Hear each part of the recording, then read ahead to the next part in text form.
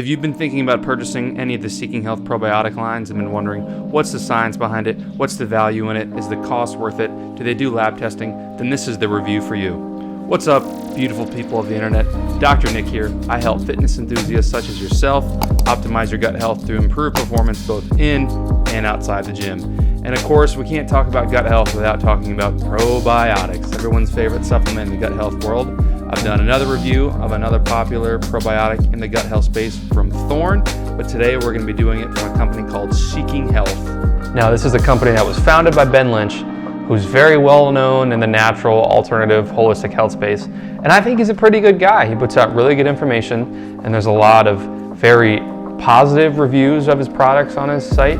Now, one little thing about reviews, if you're going to leave a review, please state specifically what helped you with it. I know that everyone is different and everyone responds differently to things, but when I see a lot of reviews that just say, this felt great, this helped a lot, that doesn't really tell me what it helped with. Whereas if you say, hey, I started eating cheese and then I had less bloating because of this, that tells me tangibly what happened. The first thing I'm going to mention is how transparent this company is.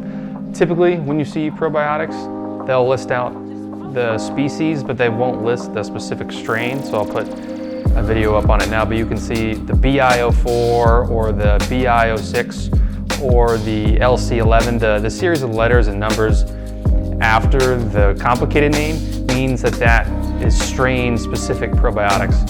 So if you think of a dog, which is a mammal, versus a human, which is also a mammal, if you have two probiotics and they both say Lactobacillus acidophilus, they could be as different as dogs and animals. It's when you name the strain specifically and say BI06 or BI04 that you actually designate the function of that specific probiotic. One of the best things about Seeking Health, as I've already touched on, is that they list out each strain specifically, and that way when you study each strain, you know exactly what to research. And the first strain they have listed is Lactobacillus rhamnosus LR32, and this strain has shown to survive the stomach, survive digestive enzymes, and finally possess antimicrobial properties against pathogens such as E. coli. Unfortunately, these are studies that have only been done in labs and in cell lines, and there is no human data on this strain yet.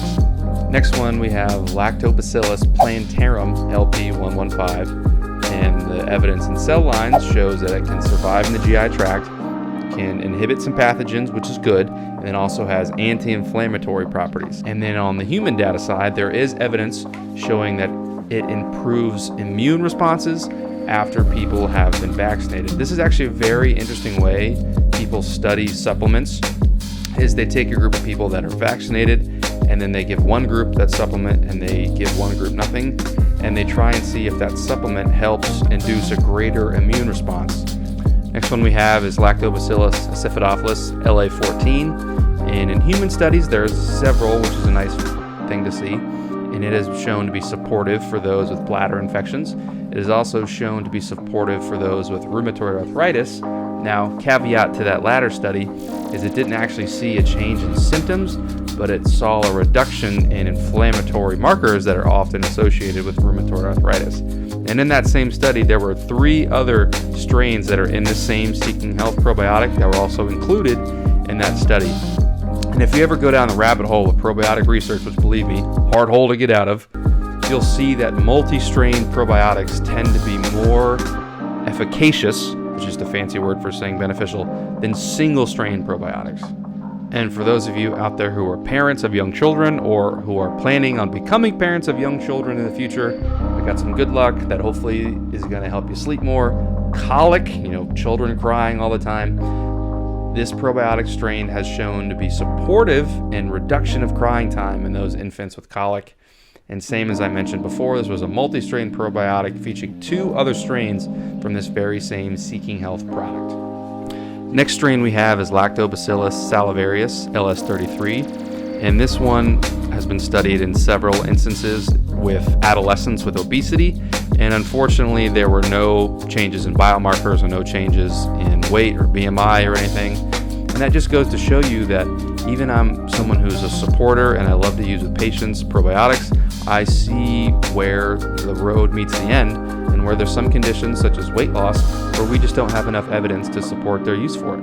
Next one on the list is Lactobacillus bulgaricus LB87, and there's no human data on this one, and the data from lab studies even shows that it doesn't do as great of a job at surviving the acidic environment of the stomach as other strains that have been studied.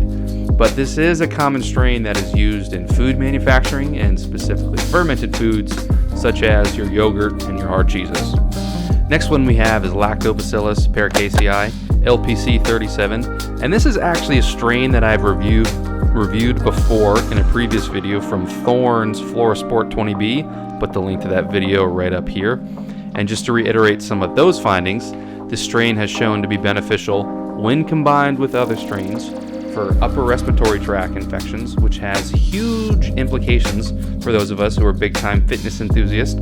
We're doing a lot of mouth breathing as we're exercising at high intensities, and that just introduces a greater microbial load into our back of our mouth. And probiotics can help with the antibacterial properties of that. This specific strain, when combined with others, has been shown to be supportive for C. diff infections and also from getting rid of infections associated with antibiotics in the hospital.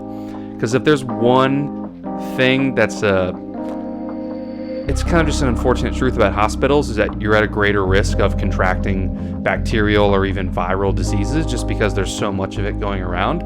All right, the next couple we're going to run through kind of quickly because there's no human data on them. So we have BB03, which there's no human data on, but there is some evidence, again, in cell lines that it can survive the acidic environment of the GI, but not as well. And then we have BI26, again, no human data.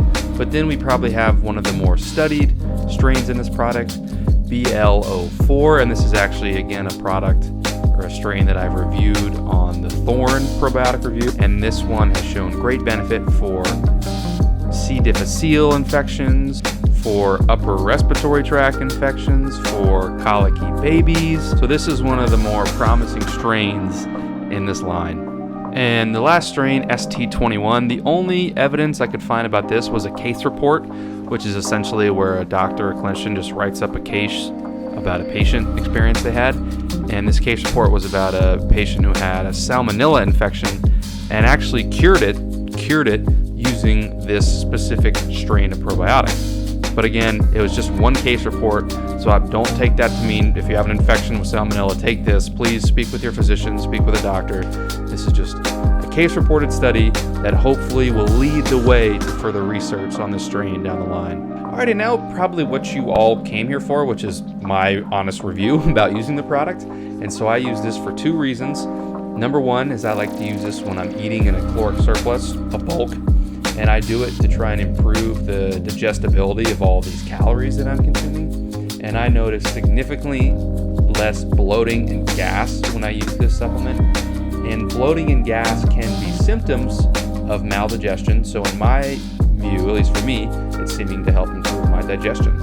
And the second reason I use this as a part of a gut reset, I don't really like the word detox. There's a lot of nuance behind that. But what I like to do if I've had a couple weeks where maybe I go on vacation or I go back home for a holiday and I just ate off plan, is I like to include a low FODMAP diet, that's a pretty integral part of this. And then I combine this probiotic with the two other probiotics that I shot videos of in the beginning, the Saccharomyces boulardii and the Bacillus strain.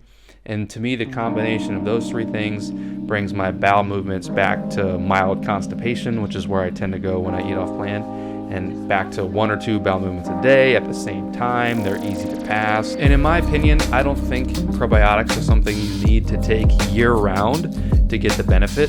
I know there are some people who choose to include probiotics every day as a part of their gut health routine, and that's prerogative, but as a clinician, what I've seen is use for anywhere between 30, 60, sometimes even 90 days in people with underlying GI issues. The use of probiotics can be incredibly supportive for them. All right, and thank you guys for tuning into this video. I hope you found some value or some enjoyment out of it. If you did, go ahead and leave the video a like or a comment, and go ahead and subscribe if you want to see more gut health product reviews or just stay up to date with the latest news and gut health research. And as always, everyone, trust in your gut.